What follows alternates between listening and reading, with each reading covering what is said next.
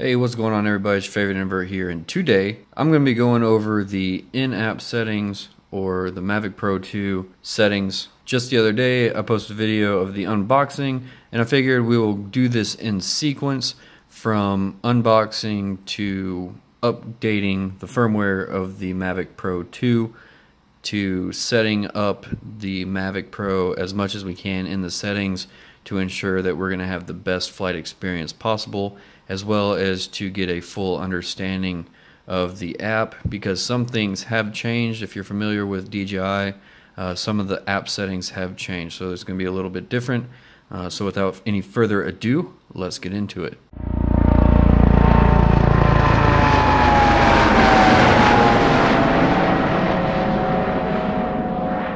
Alright, we're going to first discuss the screen here. It's basic layout that you're used to or familiar with DJI, with the exception of the obstacle avoidance sensors here. This is a map or a readout of your sensors and your sensor state, green being that they're on and active, red being that they're off. So as you can see, these side obstacle avoidance sensors are off. If you read the manual, in the manual it states that the obstacle avoidance sensors on the sides will be off unless in certain flight modes, in particular if it's an active track or if it's in point of interest. Anything that is basically the drone flying itself and you're not off of it, then it will turn the obstacle avoidance sensors on the sides on.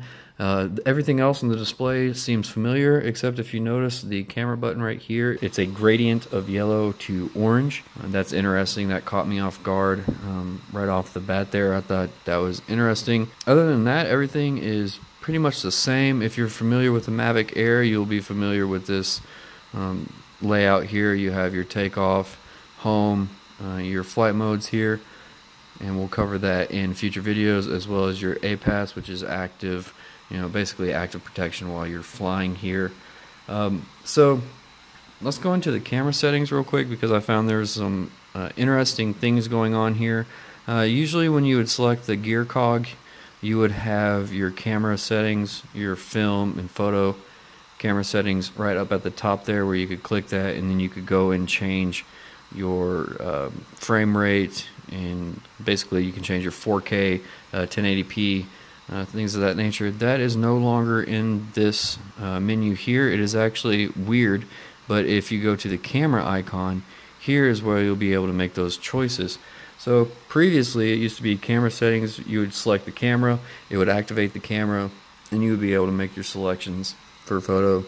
But here's not the case. So right now, as it shows, we're in camera mode here. Now we'll flip over to video mode and we'll go back into the settings. Now the video, you can select your video size, 4K at 30 frames per second, or full FOV. So the difference between full FOV and 4K HQ is you get a 70 degree or roughly 70 degree field of view for your full, and I believe it's 40 degree field of view if you're in 4K HQ.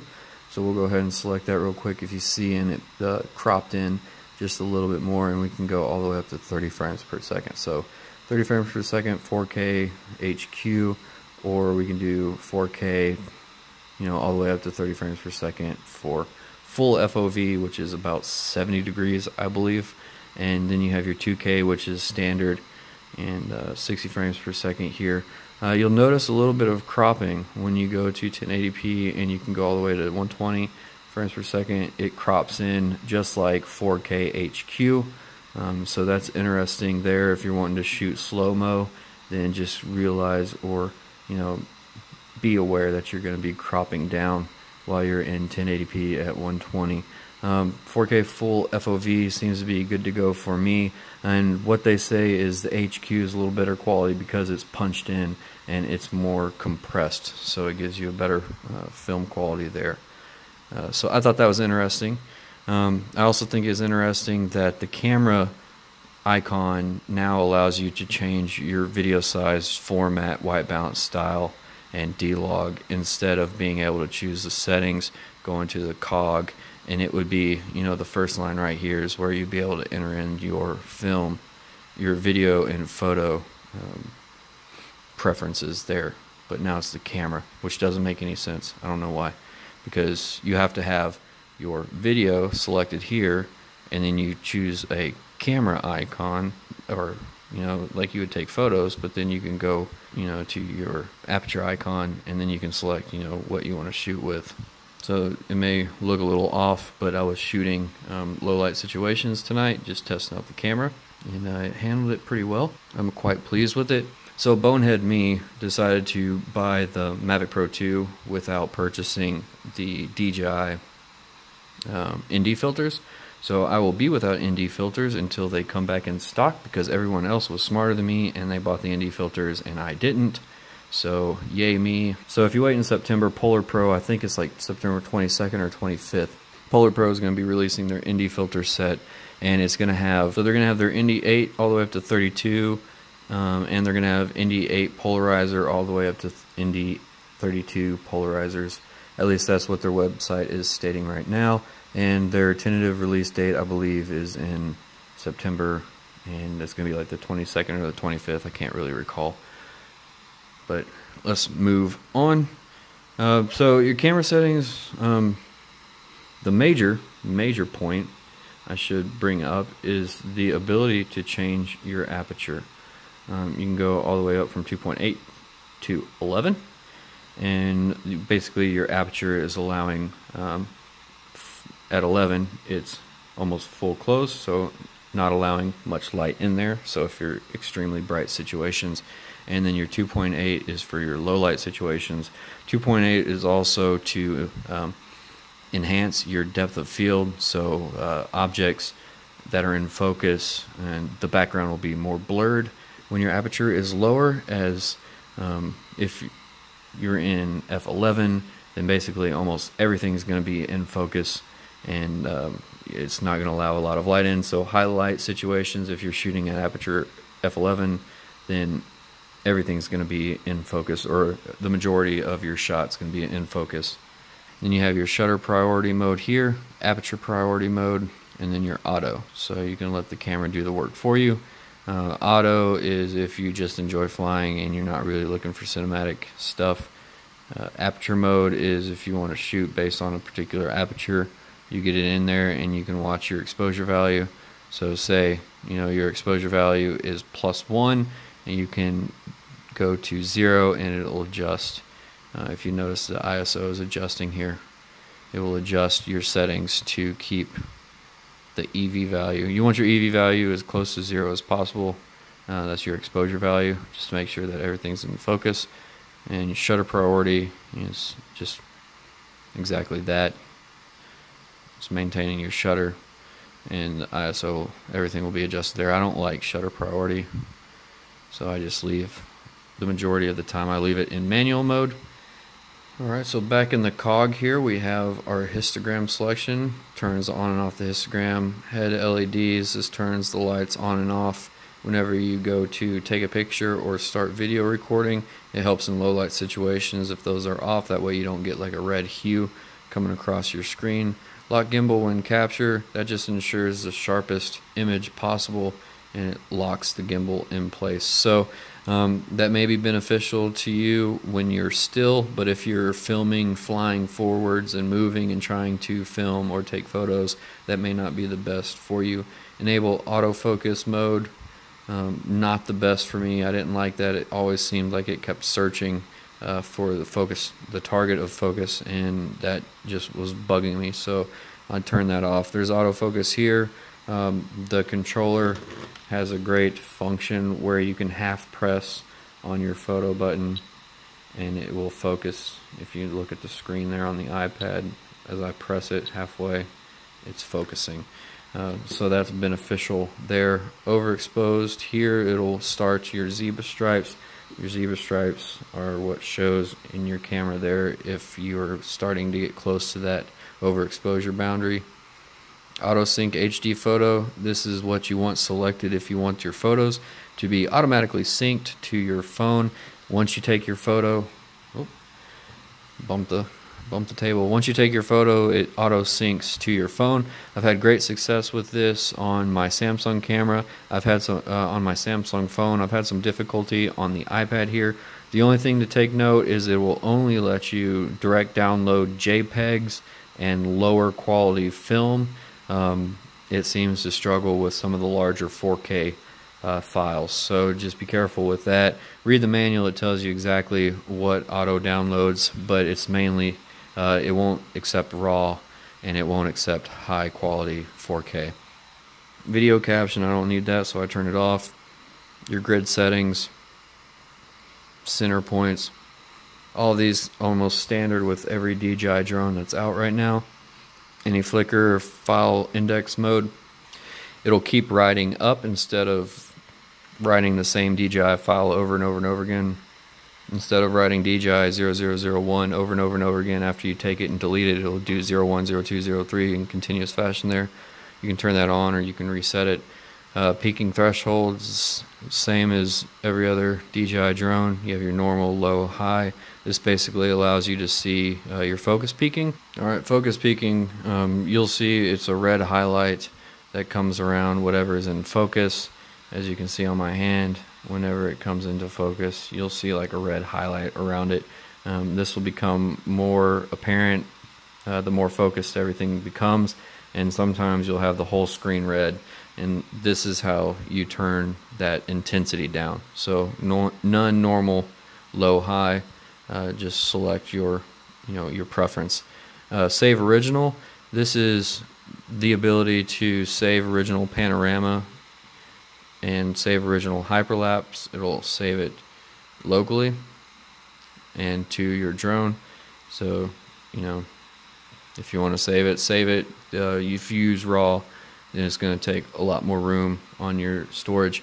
And the best thing about this is it does have internal storage integral to the Mavic Pro, so you no longer have to rely on remembering your SD card, although I would recommend a high quality SD card, just in case you want to shoot more, because the internal storage is rather small.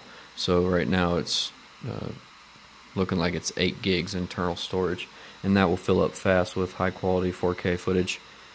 So you just want to keep that in mind. And then you have your standard format SD card, format internal storage, and reset your camera settings, just in case you want to reset everything to default.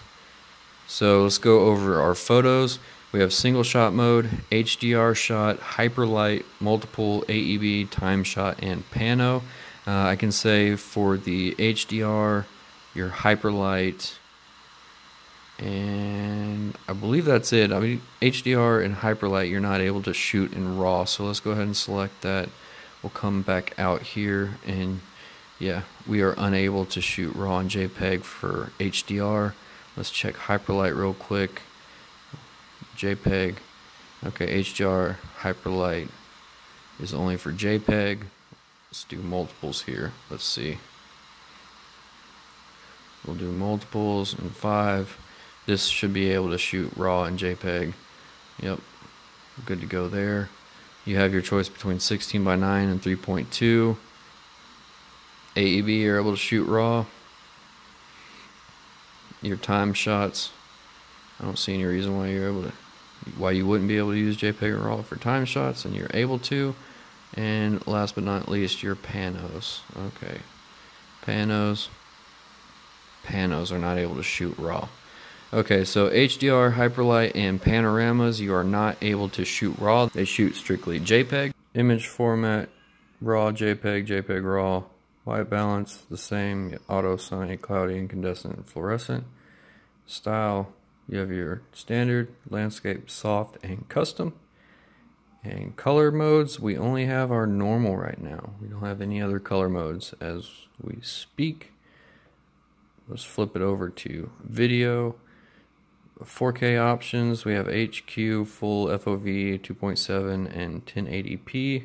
We have the choice between MP4 and MOV. Again, you have your white balance, your styles, standard, landscape, soft, and custom. Alright, let's go through our color choices for video. We have D-Log, HLG, and normal. Not as many selections as we're used to, but honestly, we don't really need those gimmicky, almost Instagram-like filters. So this is definitely going to be geared more towards the filmmaker. Hasselblad camera and everything.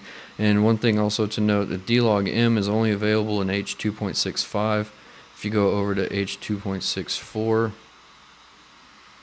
it only supports normal mode. So we'll switch it into normal, we'll turn it to H.264, and then we'll go back into our color, and we are not able to select HLG or D-Log. So right now H.265 is the only codec that you are able to use the HLG and D-Log-M. And again, D-Log-M works in conjunction with the Hasselblad camera, giving the best dynamic range possible. So pretty good stuff there. And of course you have your standard camera settings here that you can work with. And it handles low light situations very well. So that's going to cover it for the camera settings. We'll go in, we have our internal storage. We can select between the SD card and internal storage. The selection for that is in the menu options here. So let's go ahead and start in general settings. We have our measurement unit, which is imperial, so that's how we select if we're in miles per hour and feet. We can also go to metric, or metric with meters per second, or metrics with kilometers per hour. I'm going to keep it imperial. Select our live broadcast platform. We have the choice between Facebook, Weibo, YouTube, as well as QQ Zone and Custom. I'm not sure what those are for, but they're there for you if you know what they are. Map, you can calibrate to China. Not going to do that. Cache map in background, that's selected. Unlocking license will give us the ability to fly in no-fly zones if we have the proper permission. Cache during video shooting, you can select that if you want all your video stuff to be cached. Record audio with video cache, that can be selected too. Maximum video cache capacity, we have the option between 2 gigs all the way up to 16 gigs or auto. Maximum video cache, we can clear cache automatically, or we can also do it by the press of that button here. We can find our device name. We can go into full screen with a single finger, and we can go into the about, where we can check for our updates. And as you saw in the beginning of this video, I had an update right out of the box, so we went ahead and did that. Here in the main controller settings, we have our remote identification, we have our home point settings. You have the selection between set current location, current aircraft location, or you can set it to your remote location. So if you take off and you decide to take a walk or a jog, or if you're doing active track, then you can select the remote location and it will choose that point in time to set your home point. Enable dynamic home point. With dynamic home point enabled, the aircraft will continuously update the home point according to its current location while tracking a person in active track mode. The home point will not update if the aircraft GPS signal is too weak. So that is very good to have there. That way you don't have to worry about setting that option. But remember, this, you want this only if you're active tracking yourself or active tracking a vehicle that you are in. If you are still at the place of takeoff, or if you're not anywhere near where the drone is flying, you do not want that enabled, because if you were to lose contact, then the drone is going to land at that location and not your home point. Return to home at current altitude. If you have this selected, it will return to home. Say you're flying at 100 feet, it will return to home at 100 feet. Or you can have it unselected, and in your current settings here, you can have it, well, it's right down here, you can have your return altitude set specifically to what you want. Multiple flight modes. If you notice on your controller, there is a new switch. You have the option between your P, sport mode, and tripod mode. So you can actively select those while in flight. That's very beneficial. Your beginner mode, that's going to put you in a very reduced performance state, slowing your aircraft down, as well as not allowing you to fly past 30 meters. And that's above you and to the sides of you, so you can't go too far and too high. Here you can set max altitude.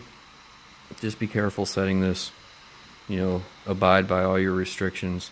your local country's restrictions.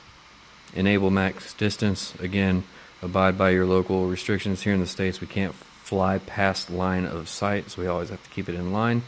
In advanced settings, these are where you're going to manipulate your expo, sensitivity, and gain, as well as your break gain and sensitivity. So here you can turn on and off your head LEDs.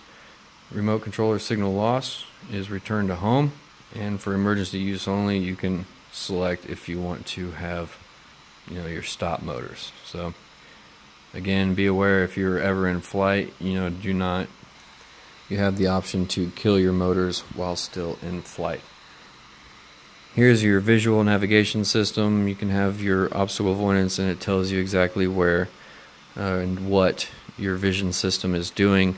Vision systems are currently available. Vision systems are only for assisting control. Please fly with caution. And only forward and backward vision systems are currently available. Please fly with caution. And vision systems currently are not available. The switch not being turned on, being in S mode or A mode, or hardware failure may cause the vision system to not be available. So just keep in mind that's what that's there for. Enable vision and obstacle avoidance. This is when you're all in your active track and you're doing your thing. So definitely you want it on your return to home. You want to be able to actively avoid obstacles while you're flying home. Display radar chart, you can turn that on and off if you want to. Radar chart as in your vision system, the distance between an obstacle and your drone. And then bottom auxiliary light, this is very bright. You can have it turn auto. There it is on, if you can see. On, and we'll turn it off. I like to leave it on auto, just so I don't have to deal with it. And then your advanced settings here, enable positioning system, landing protection, and return to home obstacle check. All the goodies there. Remote controller settings, you have your remote control calibration, your stick mode, remote control LCD screen, the introduction. I don't want to calibrate right now. Stick mode, you have the option between mode 1, 2, 3, and custom. I'm leaving it to mode 2, remote control LCD. This introduces you to your on-display screen of the controller here. So if you notice, you can basically match up the numbers and get an idea of what's going on your remote controller. So pretty handy if you're new to the game. Charging mode, this allows your device to be charged while you're plugged into your controller. Set up custom buttons. Basically I leave it at the default, camera forward, down, advanced camera settings, and then this 5-button customization is super handy. I have it camera forward and down, camera forward, down. So basically I push it up, the camera goes up, and I can push it down, the camera goes 90 degrees down, and left and right increases or decreases my exposure value depending on how I want it. Image transmission settings, you have dual, or you can choose between 2.4 gigahertz and 5.8. View your status, you can check the status of interference if you will, and you can see what it is doing. You have your downlink bandwidth, transmission quality, and here you can select whether you want normal or HD mode. If you want to select normal mode, it'll drop down the quality of your display image, and HD mode will bring it up to that 1080p crispiness that we like. Here you have your aircraft battery status. You can adjust when you get the alarm, when you get your low battery warning alarm, and when you get your critical battery. And it can also tell it to return to home once at a certain point, as well as your flight time, and show voltage on screen. I don't need that. And you get your details. This is how many times it's charged and the production date, as well as your serial number for the battery. Pretty handy to tell when you're buying used drones. Ask them how many times the batteries have been charged and they'll be able to tell you. If you're familiar with the Phantom, you have a follow and FPV gimbal mode, and here you can adjust your gimbal speed and pitch, the smoothness of your gimbal. Get that nice cinematic slow tilt pan maneuvering. Another thing to note is that the focal point of this camera, if you zoom to infinity, it is about 18 to 24 inches. I don't believe you'll ever get a drone or want a drone that close to an object, but just to let you guys know, focus to infinity will start around 2 feet, 1.5 to 2 feet there. So I thought that was interesting. But yeah, that's going to wrap it up for this video. I hope you liked it. I hope you found it helpful. We will be getting to camera and video. I just thought it would be helpful to go from beginning to the end, from unboxing to setup to flight and flight modes, to give everybody a great idea of what they're going to be getting with this great drone. A lot of features and functions packed into such a tiny device. It just shows the state of the drone technology. Looking forward to sharing it with you, and if you have any questions, let me know. I'll be more than happy to try to answer them to the best of my abilities. And if you have a Mavic Pro 2, let me know your thoughts. I'd love to hear your comments down below. If you're interested in taking a look at the DJI Mavic Pro 2, the link will be in the description below. Click that and it'll take you right to the site. But that's going to end it for this video. Thanks for watching.